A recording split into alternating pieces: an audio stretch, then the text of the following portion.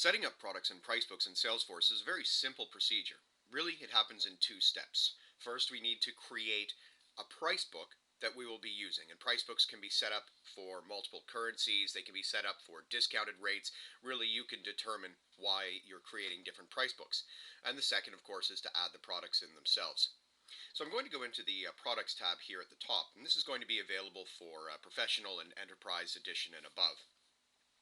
Now I can see that I do have a standard price book that comes right out of the box, but what I need to do first is go down to managing my price books, and I need to activate this price book. So I'm going to say activate. I can go in and perhaps create a second price book if I want to have we'll call this one discount, and I'll make that active. I can clone this from an existing price book if I have a series of products that I'd like to take over. In this case, I'm just going to create a second price book. So now that I have two active price books, I can determine which products are going to go into a particular price book. Currently, I have no products, so if I had products that existed, I could click Add, search for my products, and add them in. But we have no products right now. So we're going to go back into the Products tab and create a brand new product. To do this, simply go down to New Products, and we'll create my alpha product.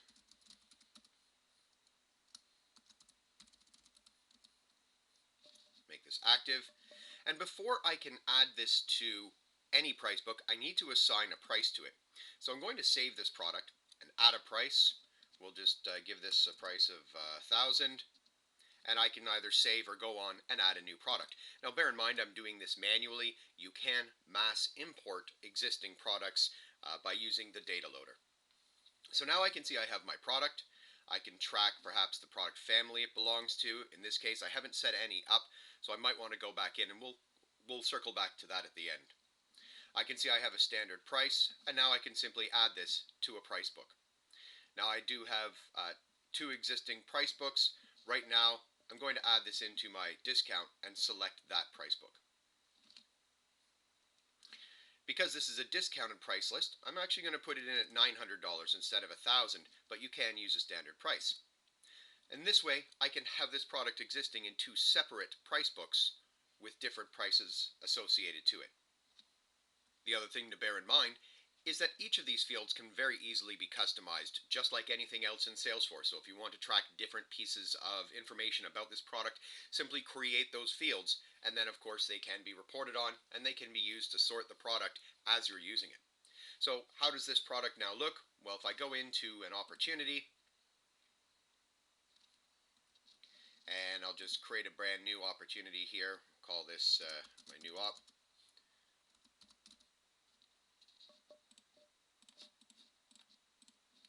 And we'll give it a close date. Now I can go in and add products in. So the first step is to say, well, I need to select a price book that I'm going to be working with.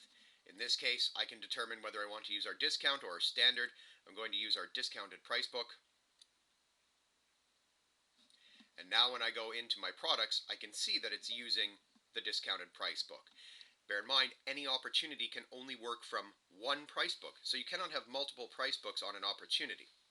So now when I go in to add my product, I can select the alpha product that we created,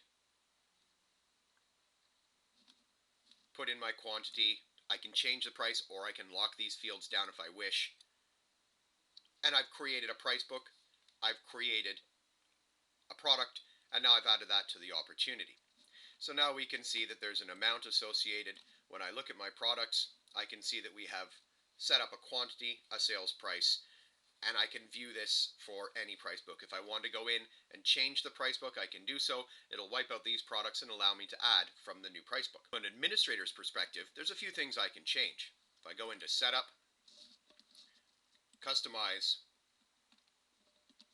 down to Products, I can now change all different kinds of features because it is a standard object within Salesforce. Whether I want to determine record types, so certain record types available in an Enterprise Edition can determine which price book is going to be associated with an opportunity. I can also set things like schedules. If I wanted to create quantity scheduling, For example, being able to determine that I'm going to have a schedule for quantities delivered out over a period of time, or revenue scheduling, being able to take the revenue and say they pay on a monthly or quarterly basis. So once I create these schedules, I can now go back into the product I created. So if we go back into our products and we look at our alpha product, you can see now I have quantity and revenue scheduling available. So if I wanted to set this up for scheduling, I can say, oh, this is going to be divided into multiple installments. We're going to have this on a weekly basis for the quantity. And as far as revenue goes, I'm going to have this set up to be paid quarterly. So I can now divide this into 52 weeks, or I could say it's paid over, we'll just use 7 for an example. The revenue, we're going to have that delivered over 4.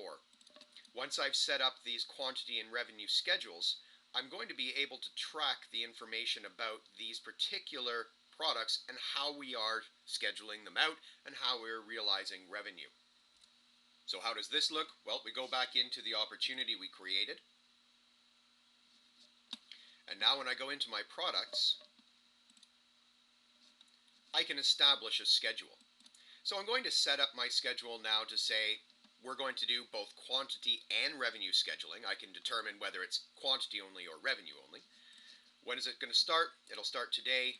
We're going to have this divided into multiple installments, and we're going to pay on a quarterly basis. Just for demo purposes, I'm going to bump the quantity up to a slightly larger number so that we can see how this is spread out.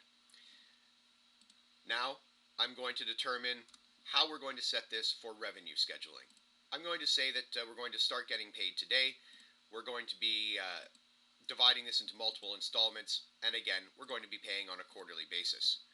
Once I've set up this schedule, I can now look at this opportunity, and I can see that each month or each quarter that I'm going to be realizing $450 in revenue.